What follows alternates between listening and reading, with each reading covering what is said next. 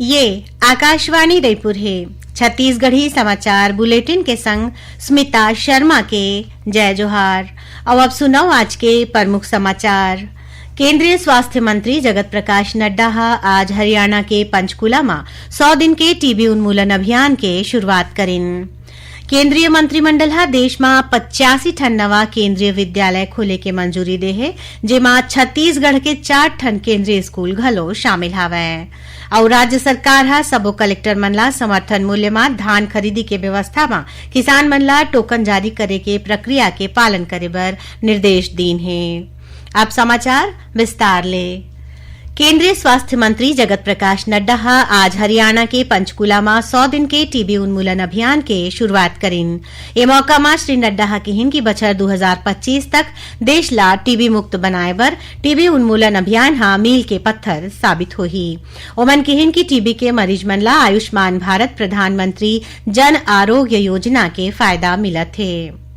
एती छत्तीसगढ़ में घलो आज ले 100 दिन के टीबी उन्मूलन अभियान के शुरुआत हुई। मुख्यमंत्री विष्णुदेव साय रायपुर के एम्स ऑडिटोरियम में राज्य स्तर के निक्षय निरामय छत्तीसगढ़ अभियान के शुरुआत करें। संगे संग उमन ये योजना में हितग्राही मन ला हर महीना दे जाने वाला 1000 रुपया की राशि के ट्रांसफर करें। उमन स्वास्थ्य सेवा बर सुघ्घर काम करैया डॉक्टर, सामाजिक कार्यकर्ता और मितानिन मन ला घलो सम्मानित करें। केंद्रीय मंत्रिमंडल 5872 करोड़ रुपया ले ज्यादा के लागत ले देश में 85 ठन नवा केंद्रीय विद्यालय खोले के मंजूरी दे है। एमा छत्तीसगढ़ में घलो 4 ठन नवा केंद्रीय विद्यालय खुलही। मुख्यमंत्री विष्णुदेव साय नवा केंद्रीय विद्यालय के मंजूरी दे जाए में प्रधानमंत्री नरेंद्र मोदी के आभार जतैन है। श्री साय बताइन कि नवा केंद्रीय विद्यालय मुंगेली, सूरजपुर, बेमेतरा और जांजगीर चांपा जिला के हसौद में खुले जाही। ओमन कहिन की नवा केंद्रीय विद्यालय के शुरू होए राज्य के विद्यार्थी मन ला उच्च स्तर के शिक्षा मिल सकी। यही बीच केंद्रीय आवासन और शहरी राज्य मंत्री तोखन साहू छत्तीसगढ़ के मुंगेली संग्रह 4 ठन जिला में केंद्रीय विद्यालय खोले जाए में प्रधानमंत्री नरेंद्र मोदी और केंद्रीय शिक्षा मंत्री धर्मेंद्र प्रधान बर आभार जतैन है। उन्हें केंद्रीय सड़क परिवहन और राजमार्ग मंत्रालय छत्तीसगढ़ में राष्ट्रीय राजमार्ग क्रमांक 130 में उच्च स्तर के पुल और C4 लेन सड़क निर्माण और राष्ट्रीय राजमार्ग 153 ला बनाए बर 147 करोड़ 26 लाख रुपया के मंजूरी दीन है। मुख्यमंत्री श्री साय एखर बर प्रधानमंत्री नरेंद्र मोदी और केंद्रीय सड़क परिवहन मंत्री नितिन गडकरी के आभार जतैन है।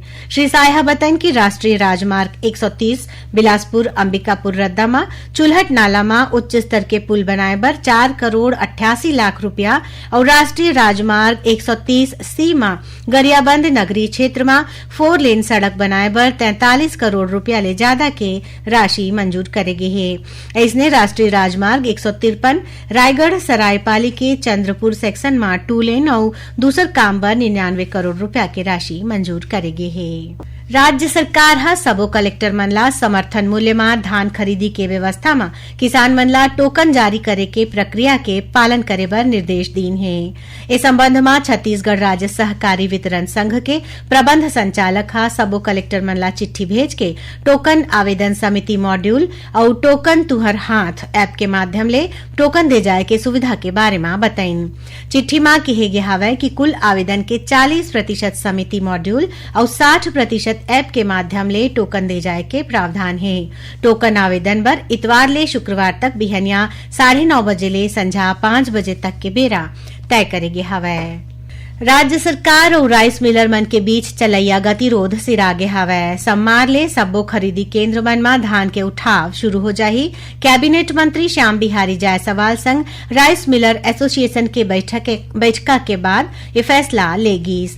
श्री जायसवाल बताइन कि राइस मिलर मन के मांगला मंजूर कर लेगे है।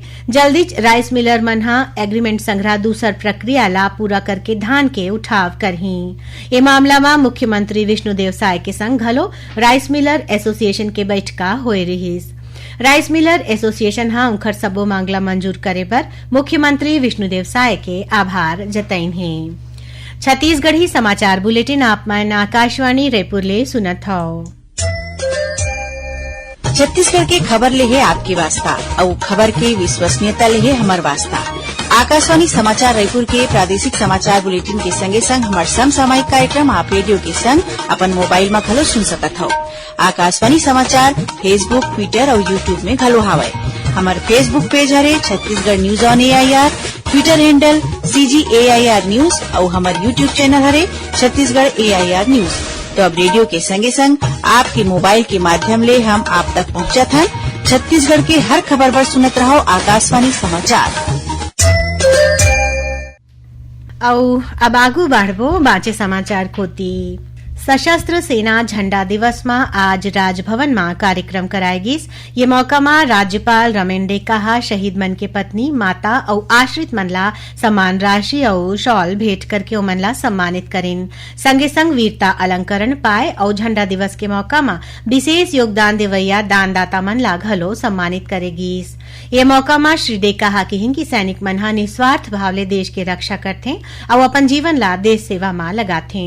श्री डेका आम लोगन ले अपील करिन कि ओमन ज्यादा ले ज्यादा सहयोग देके वीर जवान मन बर अपन सम्मान दिखावें। राज्यपाल सशस्त्र झंडा दिवस निधि पर 2 लाख रुपया के सहयोग राशि सैनिक कल्याण बोर्ड ला दीन। बीजापुर जिला में बासागुड़ा थाना क्षेत्र के ग्राम तिम्मापुर में माओवादी मन एक जन आंगनबाड़ी कार्यकर्ता के हत्या कर दे हवय। मिले जानकारी के अनुसार पाछू रतिहा माओवादी मन तिम्मापुर पहुंचिन और आंगनबाड़ी कार्यकर्ता ला ओखर घर ले बाहर निकाल के धारदार हथियार ले गला रेत के ओखर हत्या कर दिन। बीच बचाव करे बर आए आंगनबाड़ी कार्यकर्ता के बेटा ऊपर घलो माओवादी मन हमला करे के प्रयास करिन। सूचना मिले में पुलिस मौका में पहुंच के घटना के जांच में जुट गे हवय। अतिरिक्त पुलिस अधीक्षक चंद्रकांत गवर्ना घटना के पुष्टि करिन है। खबर के मुताबिक बीजापुर जिला में माओवादी मंडहार ले कोनो माई लोगिन के हत्या करे के यह पहली घटना है। यही जिला में 5 जन इनामी माओवादी मन पुलिस के आगू आत्मसमर्पण करिन है। इंखर मन ऊपर आने माओवादी घटना में शामिल रहे के आरोप है। एमा ले एक जन माओवादी ऊपर 8 लाख रुपया के इनाम रहिस। जिला में ए बछर अभी तक 189 माओवादी मन पुलिस के आगू आत्मसमर्पण करिन है। कबीरधाम जिला के लोहारीडीह में हत्या, आगजनी, मारपीट और लूट के मामला में शामिल 23 जन आरोपी मनला अपर सत्र न्यायालय सबूत नहीं मिले के सेती आरोप मुक्त कर दे है। डीएसपी कृष्ण कुमार चंद्राकर बताइन कि लोहारीडीह मामला में पुलिस 167 लोगन के खिलाफ आने मामला में 5 ठन दर्ज करेगे रही, जेमा 69 जन ला गिरफ्तार करेगे है। आरोपी मन आईजी ला आवेदन देके घटना में शामिल नहीं होए के बाद कहे रहीन। SIT बना के मामला के जांच करेगी, जेमा 23 जन आरोपी मन के खिलाफ कोनो सबूत नहीं मिले। सुनैया मन ला बता दन कि काली इतवार के हल्बी और गोंडी बोली में समाचार बुलेटिन प्रसारित करे जाही। ये दोनों बुलेटिन आकाशवाणी जगदलपुर ले प्रसारित करे जाही, जिला बस्तर संभाग में सुनी जा सकी। हल्बी में समाचार बुलेटिन बिहनिया 7:30 बजे ले और गोंडी में समाचार बुलेटिन संझा 6:30 बजे ले प्रसारित करे जाही। प्रादेशिक समाचार एकांश आकाशवाणी रायपुर डहार ले प्रस्तुत कार्यक्रम जिले की चिट्ठी के प्रसारण काली संझा 6:05 ले 6:10 तक करे जाही। ये कार्यक्रम ला प्रदेश के जम्मू आकाशवाणी केंद्र मन एक के संग्रह रिले कर ही बखत के अंक में राजनांदगांव जिला के गतिविधि के बारे में जानकारी दे जाही। छत्तीसगढ़ राज्य शैक्षिक अनुसंधान और प्रशिक्षण परिषद DLED, BEd, BA, BEd और BSc BEd पाठ्यक्रम में भर्ती बर आखिरी चरण के प्रक्रिया आज ले शुरू हो गई है। जौन विद्यार्थी मन पहली पंजीयन के बाद चयन होए के बावजूद प्रवेश नहीं ले हमें उमन निःशुल्क पंजीयन करा सकी। उन्हें जौन विद्यार्थी मन पहली घाव पंजीयन करही उमन निर्धारित शुल्क के साथ कोनो कॉलेज या संस्था के नाम विकल्प के रूप में 12 दिसंबर तक ऑनलाइन भर सकत हैं। आखिर में प्रमुख समाचार एक घाव फिर केंद्रीय स्वास्थ्य मंत्री जगत प्रकाश नड्डा आज हरियाणा के पंचकुला में 100 दिन के टीबी उन्मूलन अभियान के शुरुआत करीन। केंद्रीय मंत्रिमंडल देश में 85 ठन नवा केंद्रीय विद्यालय खोले के मंजूरी दे है, जेमा छत्तीसगढ़ के 4 ठन केंद्रीय स्कूल घलो शामिल हवे। और राज्य सरकार सब्बो कलेक्टर मन ला समर्थन मूल्य में धान खरीदी के व्यवस्था में किसान मन ला टोकन जारी करे के प्रक्रिया के पालन बर निर्देश दीन है। एक संग छत्तीसगढ़ी समाचार बुलेटिन है सिरावत है। जय जोहार।